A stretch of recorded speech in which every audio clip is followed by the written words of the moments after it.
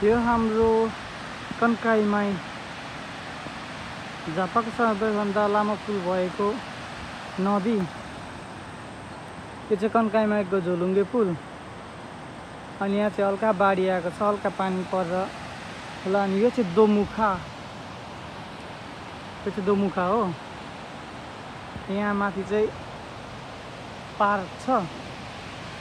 अनि पहिला यहाँदेखि पानी बग्थ्यो यो ड्यामदेखि, अनि अहिले चाहिँ पानी बढी भएको हुनाले त्यहाँदेखि बगिरहेछ नि। यो झरना जस्तै वाउ, यस्तो मजाको देखिरहेको छ। जुन टल्किरहेछ त्यो चाहिँ पानी हो, त्यही त टल्किरहेको।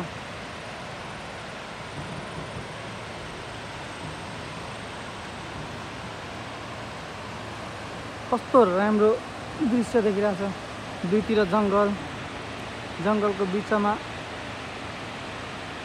पानी बगेको, अनि त्यो पनि झरना जसरी।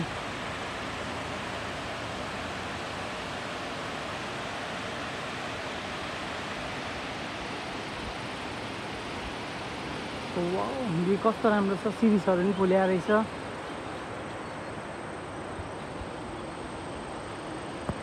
त्यो झोलुङ्गे पुल।